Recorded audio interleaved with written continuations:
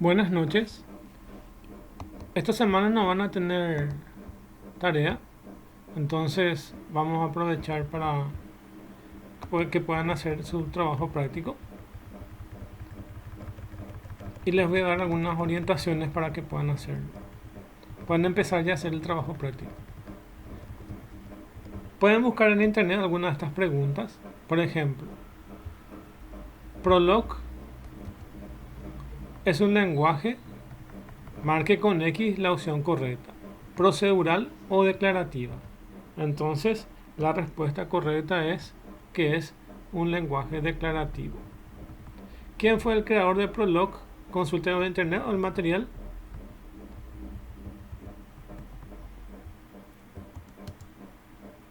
El resultado de eso es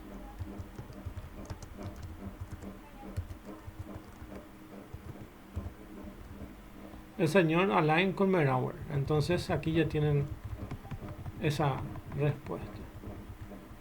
Entonces es declarativo, el lenguaje Prolog es declarativo y Alain Kolmerauer es el creador de Prolog. Entonces ahí ya tienen esas respuestas. Es declarativo y Alain Kolmerauer fue su creador. Luego tienen estas sentencias en Prolog. Entonces dice, lea atentamente lo que sigue y busca en internet la sintaxis correcta respecto a cómo se define una regla en Prolog. Marque con una X su respuesta correcta. Entonces acá tienen varios hechos y acá tienen dos reglas. Una de estas es la que es correcta. Primero es sucesor 1 de 2, sucesor 2 de 3, sucesor 3 de 4, sucesor 4 de 5, sucesor 5 de 6, sucesor 6 de 7. Suma es 1 x, r, dos puntos, igual a sucesor x de r. O puede ser esta otra. Sucesor es x de r, donde suma es 1 x y r. Entonces marquen una de estas como la correcta.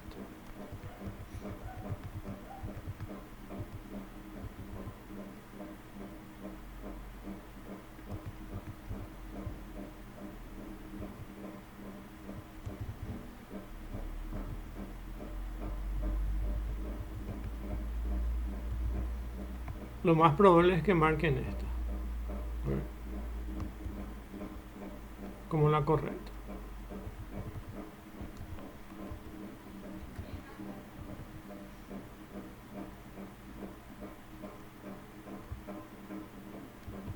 Ya que sucesor tiene dos pasos.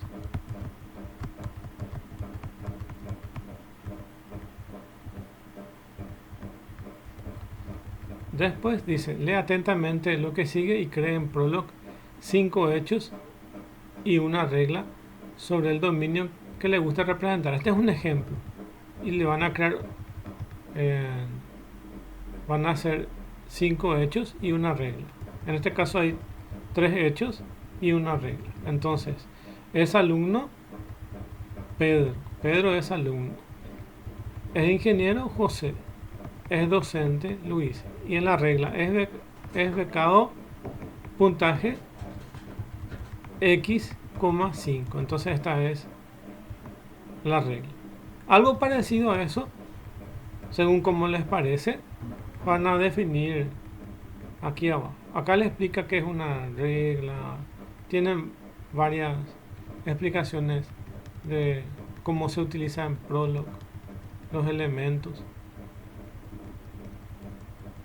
Pero un ejemplo parecido a esto,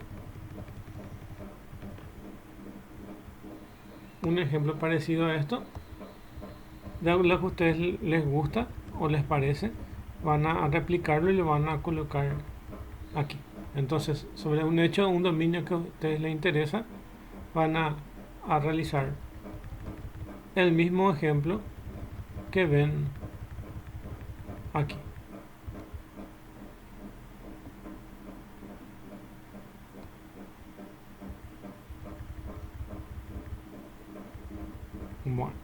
Entonces eso es lo que van a hacer un ejemplo ahí. Y sobre una base de conocimientos que está aquí, este ya es otro punto, y dice, Juan es padre de Amanda. Juan es padre de Amanda. Jimena es madre de Amanda. Entonces Amanda es la hija. Laura es madre de Juan. Andrés es padre de Juan. Patricio es padre de Bonifacio. Juan es padre de Patricio. Juan es padre de Ana. Jimena es madre de Ana. A partir de estas preguntas, a partir de estos hechos, van a responder sí o no, yes o no. Ejemplo. Ximena, esta es la pregunta. Ximena es madre de Ana y te va a responder yes. Porque si ustedes buscan en su base de conocimiento, Ximena es madre de Amanda. Y Ximena es madre de Ana. Entonces son hermanas Ana y Amanda. Entonces van a responder yes. A otra pregunta. ¿Juan es padre de Ana? Yes va a responder. Entonces, este es el ejemplo. Cuando responde yes o no. Entonces, la pregunta era, ¿Juan es padre de Ana? Vamos a buscar si existe eso.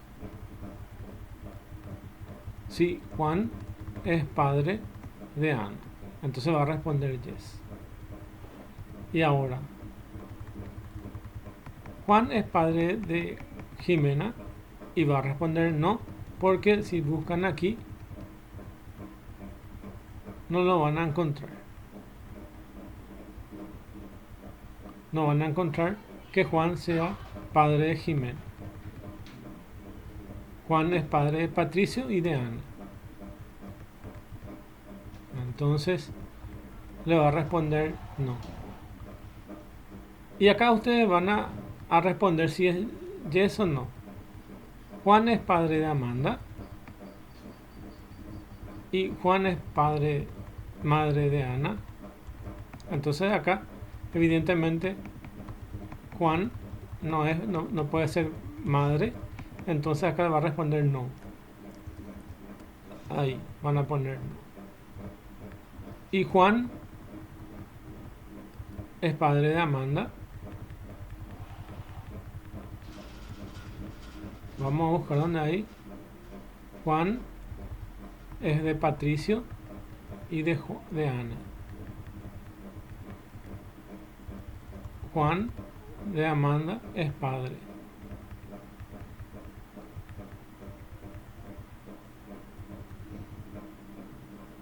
Juan es padre de Amanda, yes.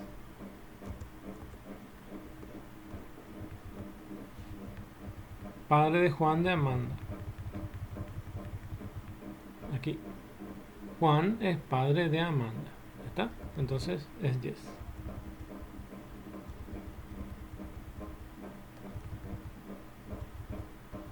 Jesús es madre de María. No. Primero Jesús no existe y creo que María tampoco. No existe ni Jesús ni María dentro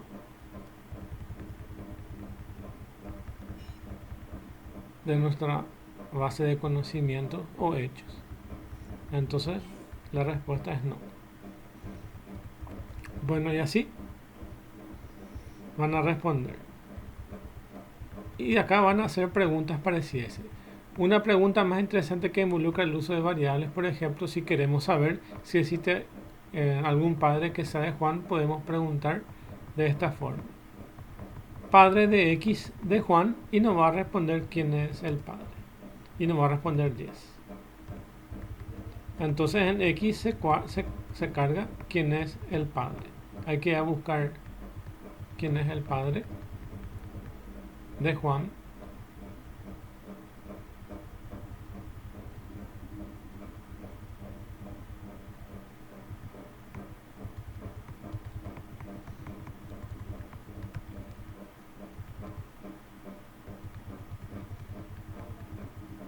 Va a encontrar el primero de Juan.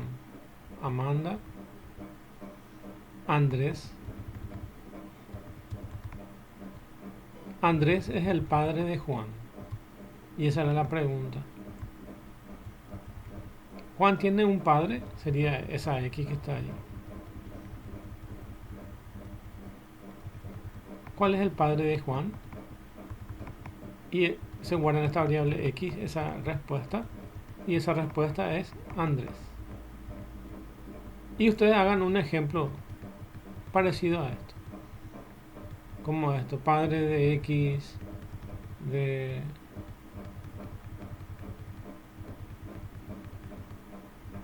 padre de X de Patricio, de Bonifacio, padre de Patricio de Bonifacio, y le va a dar Patricio, por ejemplo. O padre de Patricio y les va a responder Juan. O padre de Ana y le va a responder Juan. Eso pueden hacer un ejemplo como esto. Y por último vamos a ver los algoritmos recursivos. Un algoritmo recursivo es uno que se llama a sí mismo y que se ejecuta infinitas veces hasta que exista una función de salida o una función base que le haga que salga de ese algoritmo que se ejecuta en forma indefinida. En el ejemplo que tienen en el prólogo es la sucesión de Fibonacci, pero nosotros vamos a partir de otro ejemplo que es el algoritmo recursivo de factorial. Cuando una función se llama a sí misma varias veces, estamos llamando a una función factorial. Vamos a verlo en el lenguaje C para que se pueda entender. Entonces llamamos a esta librería stdio.h del lenguaje C y definimos una función que se va a llamar factorial. Y acá vamos a pasarle el número n a esa función. Para salir de ese ciclo infinito, puede ser que salga por el número 1 o por el número 0. Vamos a ver, por ejemplo, en Prolog, eso mismo. Va a salir por el valor 0, o sea, cuando va a salir por el factorial de 0 y va a salir por el factorial de 1. Va a salir por el factorial de 0 y va a salir por el factorial de 1.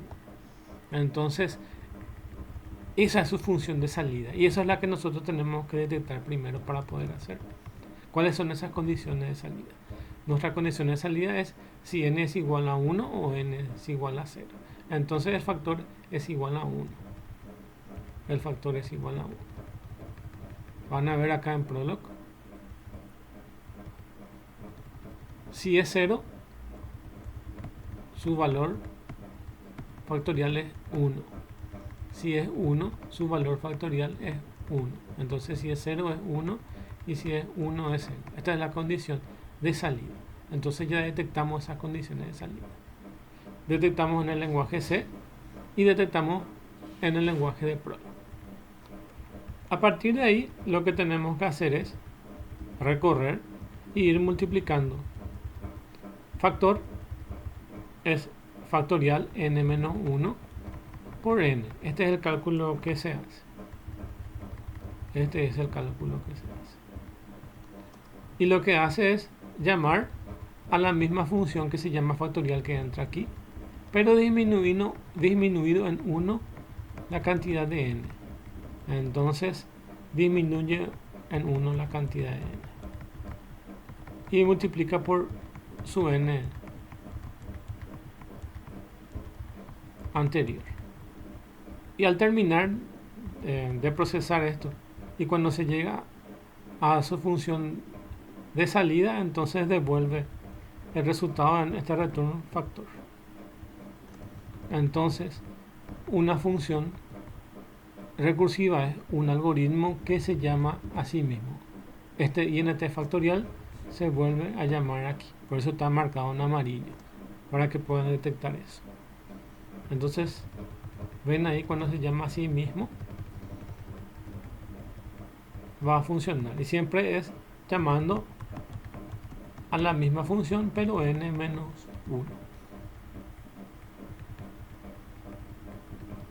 Y dentro del main lo que voy a hacer es asignar a una variable factor el valor de factorial de 5 y voy a imprimir. El factorial de 5 es 120, eso es lo que se va a imprimir. El factorial de 5 es 120. Pausar y luego return para que termine el programa. Y ustedes lo que van a explicar acá es qué es lo que hace, cómo hace Prolog. Eso mismo. Entonces, vean el código en lenguaje C que les va a servir de ejemplo para entender este código. Bueno, ahora veamos eso mismo, pero en Prolog. Entonces, esta es nuestra condición de salida.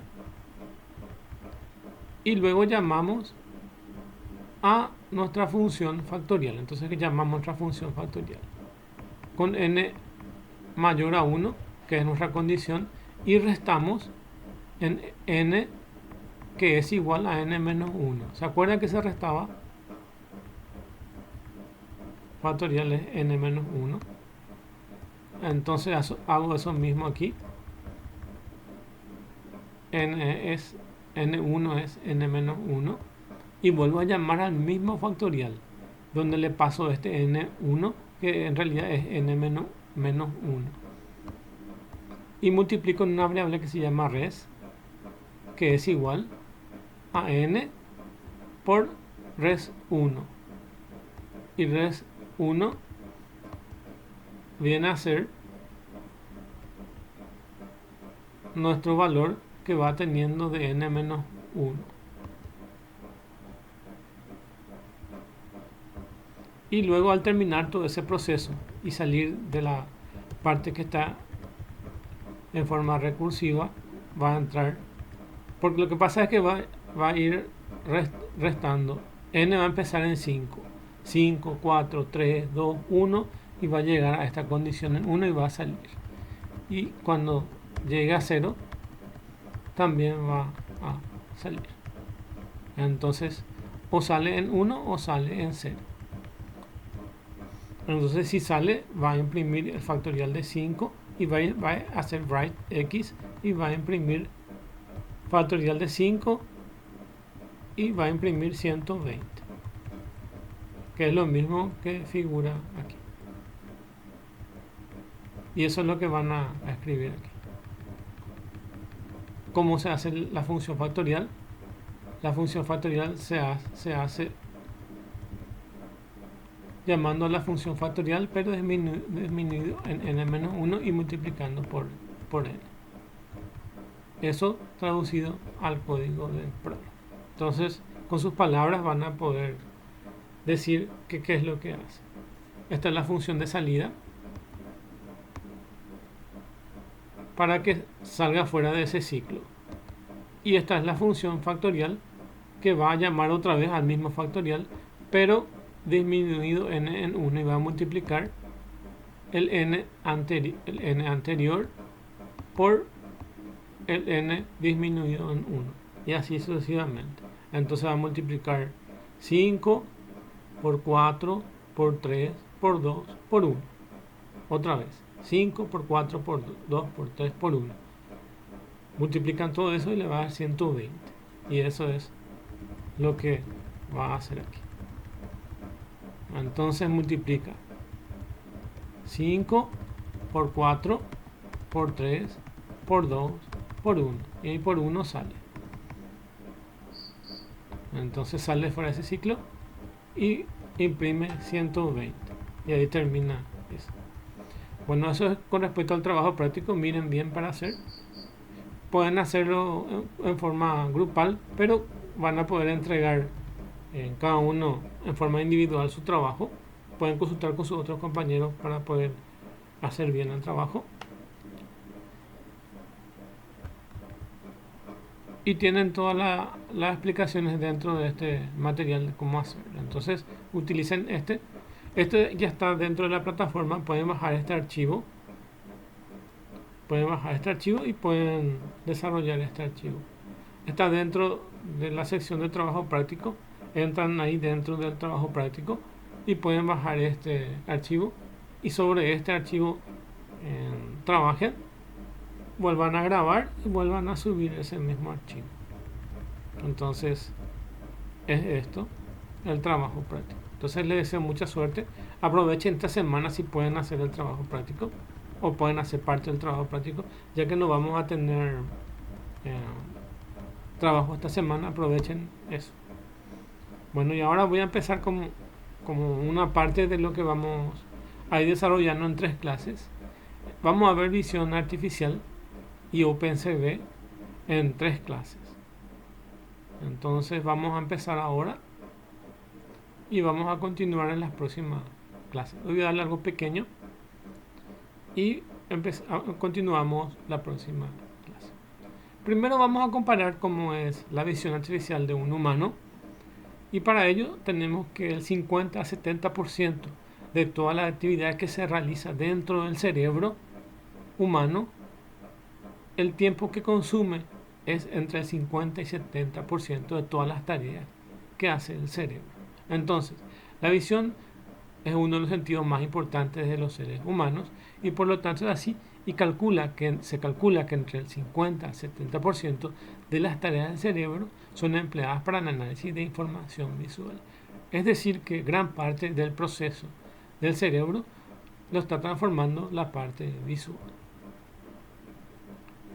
Un estudio llevado a cabo por los científicos del Massachusetts Institute of Technology, MIT, ha comprobado que el cerebro humano es capaz de procesar imágenes completas en tan solo 13 milésimas de segundo. Anteriores estudios sugerían que la capacidad de procesamiento era de unos 100 milisegundos. Entonces, nosotros podemos captar imágenes con una velocidad tal que con 13 milisegundos ya captamos esas imágenes. Por eso es que podemos ver cine, televisión, que son una composición de múltiples imágenes, o videojuegos que son una composición de varias imágenes. De hecho, la capacidad de procesamiento del cerebro humano con 13 milisegundos ya puede capturar una imagen. El hecho de que podamos ver tan rápidamente nos indica que el cerebro busca. ¿Qué es lo que busca el cerebro al final? Busca conceptos como información visual, y es lo que el cerebro está haciendo en todo el día, tratando de entender lo que estamos viendo. Entonces, según Mary Potter, la profesora de Ciencias Cognitivas y Cerebrales del MIT, lo que nosotros en realidad buscamos en nuestra mente son conceptos. Ejemplo, generalmente lo que nosotros vemos o nuestra abstracción nos permite visualizar son objetos que son conceptos. Por ejemplo, si ustedes ven un paraguas en la calle, pueden suponer que está lloviendo. Entonces son conceptos lo que nuestra mente está procesando. Para entender el proceso mental de percepción necesitamos remontarnos a los estudios realizados por la Escuela de Psicología Alemana Gestalt, que enuncia 13 leyes de la percepción. Estas leyes son estudiadas por la gente de psicología, también es estudiada por la gente de marketing y por la gente que hace spots publicitarios o que quieren llegar a un público transmitiendo sus ideas a través de las imágenes. No vamos a verlas de todas, vamos a ver algunas de las más importantes de estas 13 leyes. Vamos a ver algunas. Por ejemplo, tenemos esta ley de la semejanza, donde dice: tendemos a agrupar los elementos de la misma clase, los elementos de composición que son similares en tamaño, color, forma, y tendemos a verlos relacionados o agrupados.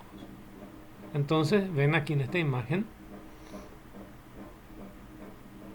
ven los dedos de una persona, pero también los ven como si fuera un águila. Entonces esta ley de la semejanza es que nos permite poder comparar o tener en cuenta varias imágenes para producir otras imágenes.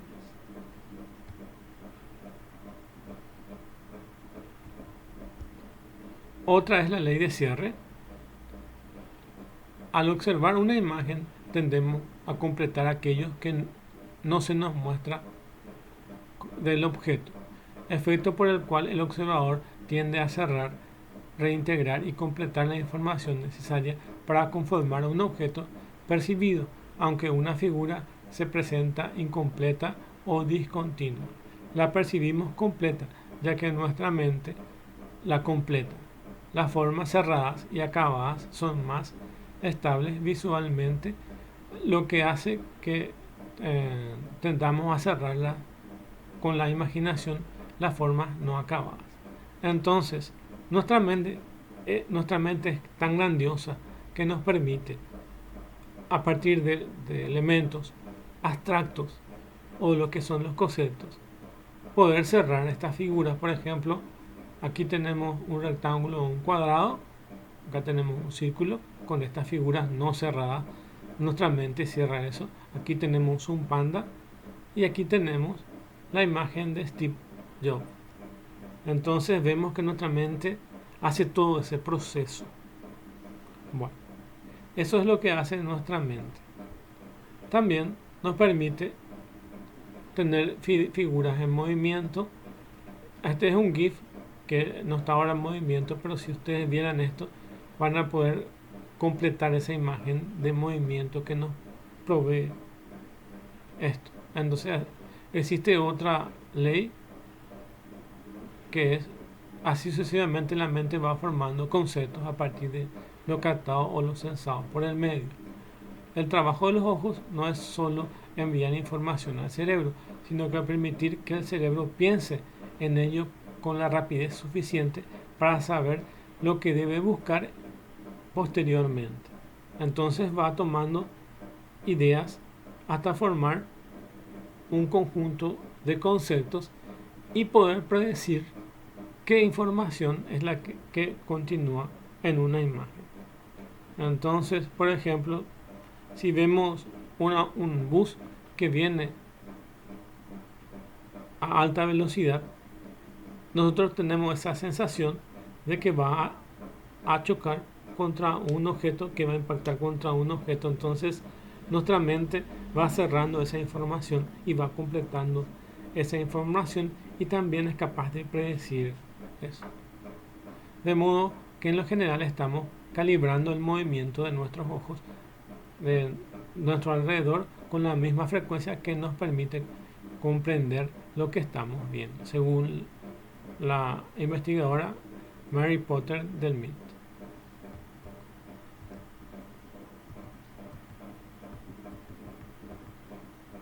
Bueno, eso es con respecto a los humanos. Pero ¿qué pasa con respecto a las máquinas? Las máquinas no tienen la capacidad actualmente de lo que tiene un ser humano. Es más limitado y se hace a través de hardware y a través de software, a través de algoritmos de reconocimientos de imágenes. Entonces vamos a ver que la visión artificial o visión por computadora es una disciplina dentro de la inteligencia artificial y que emula el sentido de la vista y la percepción de las imágenes a través de las cámaras digitales. Entonces, los robots no tienen, o las máquinas no tienen propiamente ojos, sino tienen cámaras digitales para poder obtener esa información.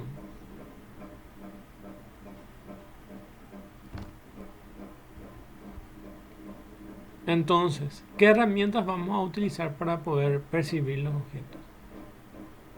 Esas herramientas son las cámaras digitales.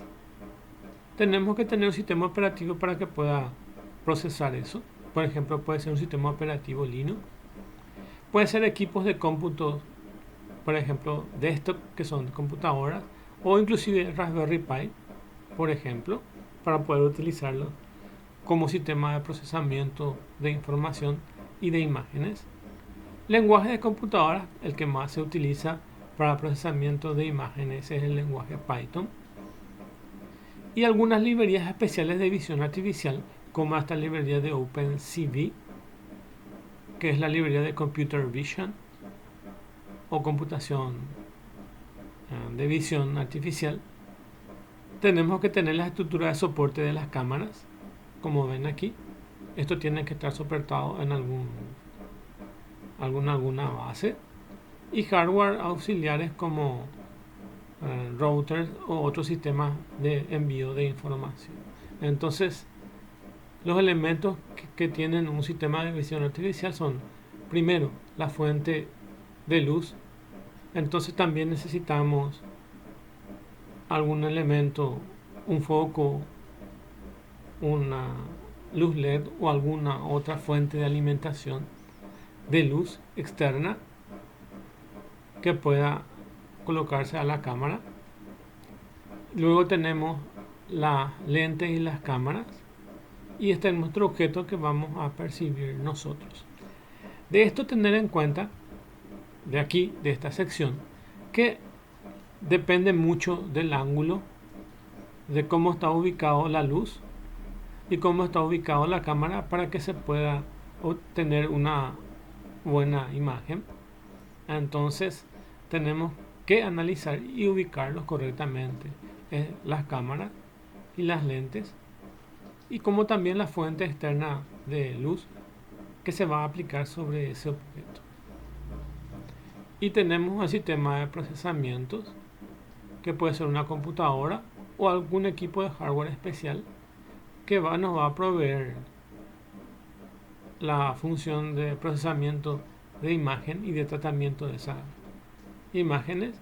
Y tenemos los actuadores que nos sirven para actuar en el medio. Por ejemplo, si es un robot, va a tener ojos, y esos ojos van a ser las cámaras digitales, un hardware que va a ser su CPU, y actuadores que le van a proporcionar, por ejemplo, movimientos para agarrar un vaso, para tomar una manzana o para hacer algún proceso en especial.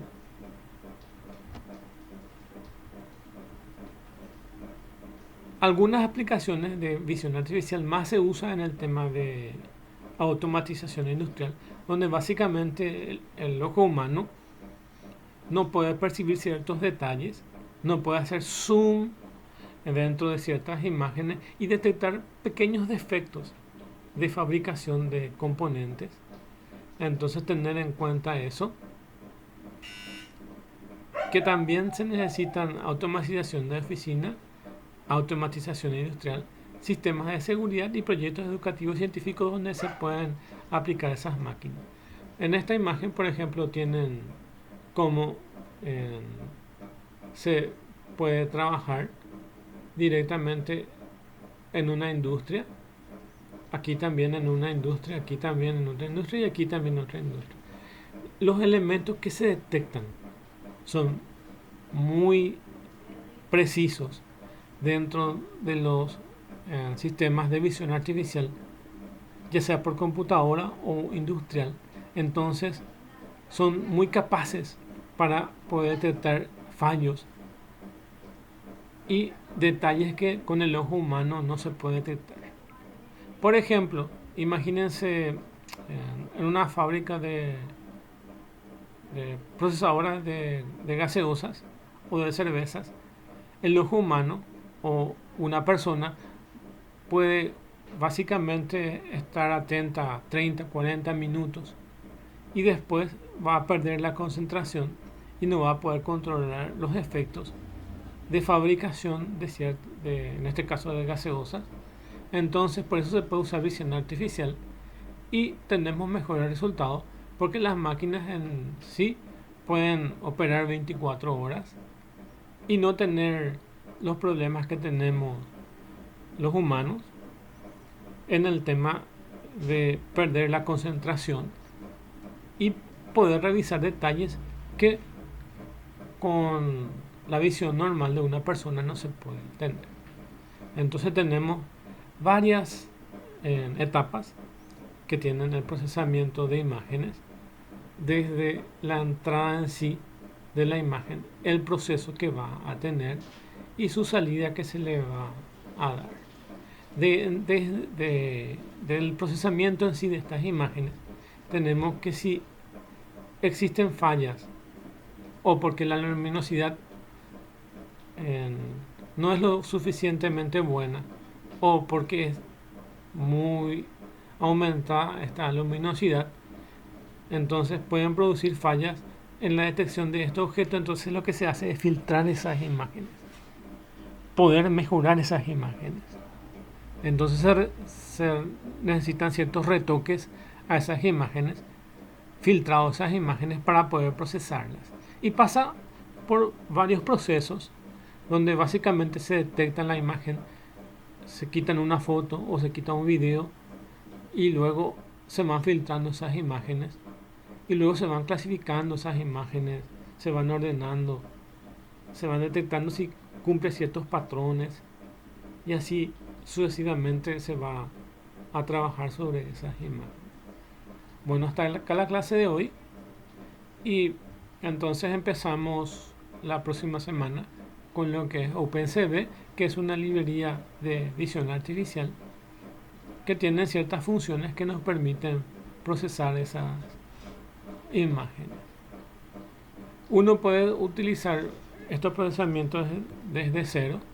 Yo puedo hacer mis librerías de visión artificial, pero es más fácil trabajar sobre funciones de librerías ya, ya probadas y ya bien estabilizadas en el mercado. Entonces se pueden usar estas librerías de acceso libre como la que realizó Intel, que es Open Source Computer Vision Library, que es OpenCV, y nos sirve para desarrollar herramientas para investigación y desarrollo en el campo de visión artificial. Entonces vamos a ver en la próxima clase OpenCV.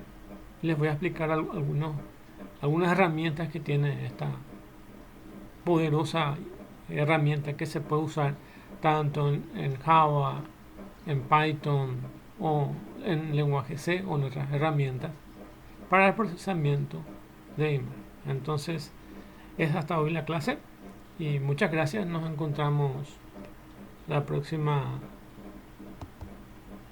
semana.